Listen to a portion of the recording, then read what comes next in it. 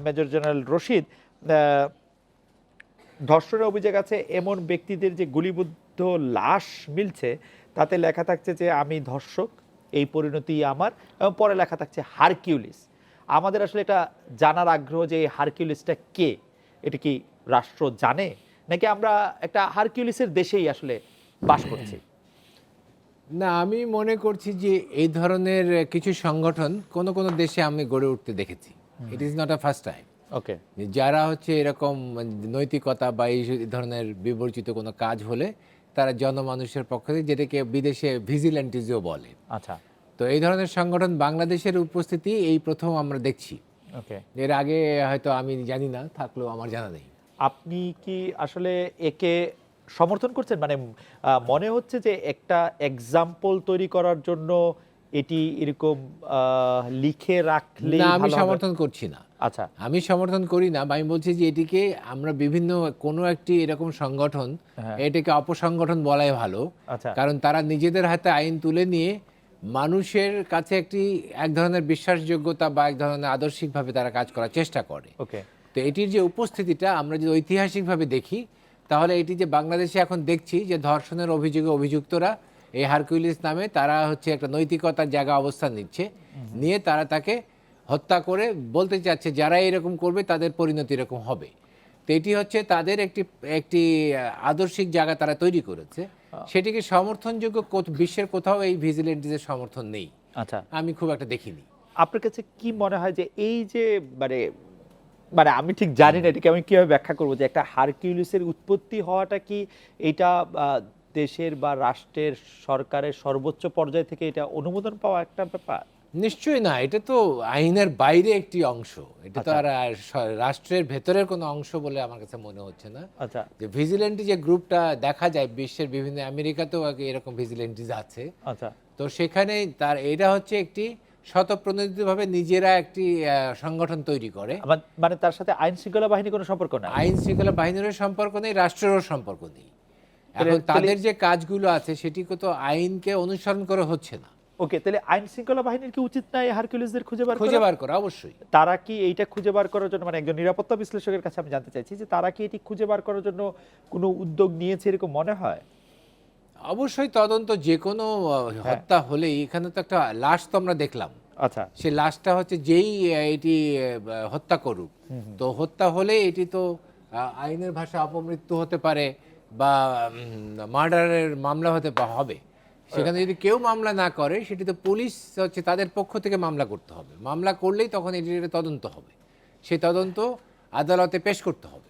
তো আচ্ছা। সেই জায়গাটাতে সেই তদন্ত করার জন্য তো আইন শৃঙ্খলা রক্ষা বাহিনীর তাদের দায়। এখন তারা যদি এই দায় থেকে দায় মুক্তি পেতে চায়, তাহলে জনগণকে অবশ্যই তাদের নিজস্ব যে কার্যকলাপ আছে সেটিকে চালিয়ে যেতে হবে।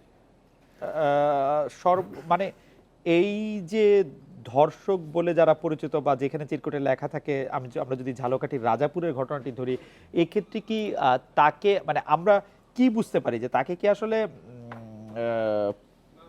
মানে আইন শৃঙ্খলা বাহিনী কেউ, পুলিশ, র্যাব, তারা কেউ গ্রেফতার করে নিয়ে গেছিল নাকি সে গ্রেফতারি ছিল না বা কারো নিরাপত্তা হেফাজতেই ছিল না? কি মানে আমাদের কাছে তো এই যে তথ্য আপনি চাচ্ছেন সেটি তো আমরা সেই তথ্যের অধিকারী নই। ওকে। তো সেখানে হচ্ছে যে একটি পরিবেশ বা পরিস্থিতি বিবেচনায় আমরা একটা সার্কামস্টেন্সিয়াল অ্যাজাম্পশনস করতে পারি যে এটি এরকম একটা হয়েছে। যেমন তো এক্ষেত্রে আমরা পুলিশের ওসিকে জানতে চাইছিলাম, পুলিশের ওসি বলছেন যে এই হত্যাকাণ্ডের ঘটনার তদন্ত অব্যাহত আছে, তবে হারকিউলিসদের ব্যাপারে বা হারকিউলিসের ব্যাপারে তিনি অন্ধকারে আছেন। স্বভাবতই মানে এখানে তো যারা এটা করেছে তারা তো ঘোষণা দিয়ে করছে না। আচ্ছা। অনেক ক্ষেত্রে যদি আপনি নকশালের বিষয়টা যদি জানেন, হ্যাঁ, তখন কিন্তু তারা এরকম বিভিন্ন জায়গায় গ্রামে গঞ্জে জোরদার নিধন করতো, গলা কেটে। আচ্ছা। তো সেখানে তো তখন তারা একটা ঘোষণা দিয়ে তাদের যে একটা যে আদর্শ, সাম্যবাদের আদর্শের ভেতরে তারা সেই নিধনটা নিয়ে তারা ঘোষণা করে তখন বোঝা যেত এটা এই দল করছে। আমরা এখন পর্যন্ত এমন কোনো দল বা এমন কোনো সংগঠনের অস্তিত্ব এখনো দেখিনি যে যারা নিজেদেরকে হারকিউলিস বলে দাবি করতে পারে বা জনপ্রকাশ্যে আসতে পারে। তো স্বভাবতই এটি একটা গোপন সংগঠন যদি হয়ে থাকে।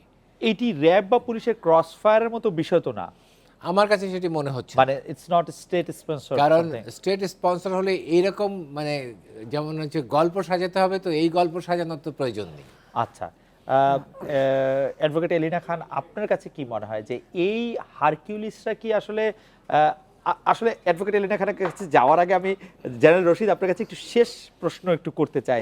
আপনি কি এই যে হারকিউলিসের উত্থানের ফলে আপনি কি এক ধরনের নিরাপত্তার অভাব বোধ করছেন? এটি তো স্বভাবতই কোনো সংগঠন যদি মানুষ হত্যা করে জি, তো স্বভাবতই সে তার নিজের বিবেচনায় করছে, সেই আচ্ছা। বিবেচনা প্রকাশ হতো না। আপনি যখন একজন ফাঁসি হচ্ছে আদালতে, সেটা প্রকাশ্য আদালতে বিচার আচ্ছা। হয়ে ফাঁসি হচ্ছে। আচ্ছা, তো স্বভাবতই এই হারকুলিস কবে কোন দিকে ধাবিত হবে সেটি সম্পর্কে কেউ নিশ্চিত না হলে স্বভাবতই নিরাপত্তার ঝুঁকি এখানে তৈরি হয়েছে।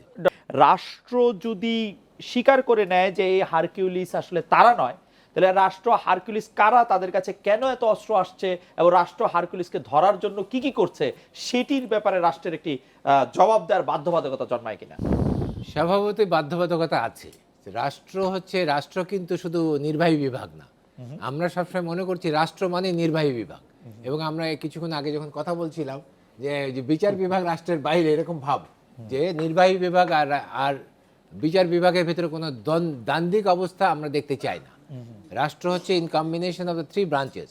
তো ওইটা তো সবাই ইফেক্টিভ হবে বেসিক্যালি টু না। আবার আপনি আইন সভা, যেটা আইন আর নির্বাহী তো একই।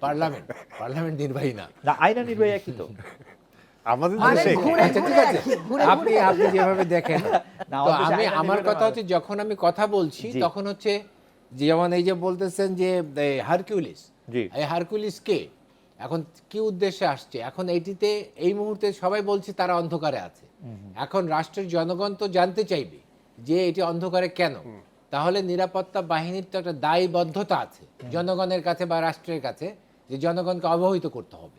এখন অবহিত করার জন্য এখন আমরা যারা এই রাষ্ট্রের বাইরে আছি, মানে যন্ত্রের বাইরে আছি, তখন আমরা কি করব, এই ধরনের প্রতিষ্ঠানের যে ঐতিহাসিক যে ব্যাপার আছে বা সোশ্যাল যে ইম্প্যাক্ট আছে সেগুলোকে আমরা খুঁজে দেখার চেষ্টা করি। তো Okay. এখন হচ্ছে যে আমরা এটা খুঁজে দেখতে গিয়ে দেখে যে, যেমন অনেকে বলে আইনের প্রতি আস্থাহীনতা থেকে এটা জন্মেছে। আমি এক কথায় এটা আমি একমত নই। ঠিক আছে, Okay. আইনের আস্থাহীনতা থাকতে পারে, থাকলেই যে এই ধরনের হারকিউলিস বা এইসব কে জন্ম নেবে, এটিও আমি মনে করি না।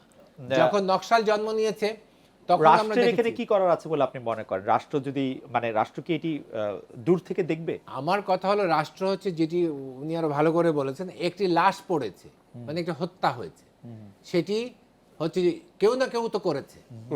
তো যে করেছে তাকে বের করে এনে আইনের সামনে হাজির করা, সেটি হচ্ছে রাষ্ট্রের কাজ। তো এই কাজ থেকে যদি আমি অস্বীকার করি এটা কাজ না, তাহলে তো হবে না। এখন যদি এটা করতে কেউ ব্যর্থ হয়, তাহলে স্বভাবত আমাকে স্বীকার করতে হবে এখানে আমার সক্ষমতার অভাব তৈরি হচ্ছে। তাহলে সেই সক্ষমতার অভাব তৈরি হলে যে গ্যাপগুলো আমি দেখতে পাবো, তখন রাষ্ট্রের নির্বাহী বিভাগ বলেন, রাষ্ট্রের পার্লামেন্ট বলেন, তারা তখন এই গ্যাপগুলোকে প্লাগ করার জন্য স্বভাবতই সংস্কার বা নতুন কিছু যোগ করবেন।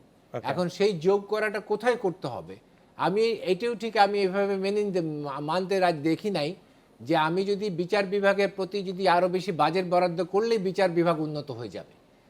কিভাবে হবে সেই কৌশলটা আমি গুরুত্ব দিই, ওকে। যে কিভাবে হবে। কারণ বিভিন্ন দেশে যে বিচার বিভাগ না, আছে, শুধু বাজেট তো শুধু টাকা পয়সার ব্যাপার না, কিছু নীতিগত সিদ্ধান্তেরও তো দরকার আছে। না, না। অনেকদিন ধরে উচ্চ আদালতের বিচারকদের জন্য নিয়োগ বিধিটা আসলে এখনো চূড়ান্ত করা যায় নাই, যে কি ধরনের লোকেরা আসলে উচ্চ আদালতে বিচারক হবেন। এখন পর্যন্ত এটা ঠিক করা যায় না যে বিচার আদালতের জন্য একটি পৃথক সচিবালয় গঠন করা, যেটা আইন মন্ত্রণালয়ের সঙ্গে যার কোনো সম্পর্ক থাকবে না। সেটি তো করা যেত আসলে। করা তো অনেক কিছু যেত।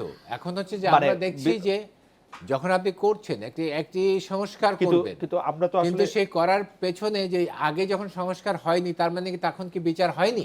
কারণ আমি তো তো প্রশ্নটা হলো, আমি যখন নিরপেক্ষভাবে দেখব জি। যে অতীতে যে আদালত ছিল সেই আদালতে তখন তো এইসব প্রশ্ন যখন আসেনি, তখন কি বিচার অ্যাক্টিভ হয়নি? ওইসব রেফারেন্স নিয়ে তো আদালতে যারা মানে প্র্যাকটিস করেন স্বাধীন ভাইয়ের না, মতো, তারা বিচার- রেফারেন্স। না, বিচার- সেজন্য আমি এক কথা, ওটা হতে পারে আমার ক্ষোভের কথা হতে পারে, আমি আরো উৎকর্ষতা চাই, আমি সেই উৎকর্ষতা দেখতে পাচ্ছি না, তখন আমি ক্ষুব্ধ হচ্ছি। Okay. ক্ষোভের মধ্যে আমরা কিছু বলতে পারি, কিন্তু যখন আমরা অ্যানালিসিস করব তখন শুধু ক্ষোভ যোগ করলে তো হবে না। আমার মনে হয় যে সেই আমরা সাথে- আমরা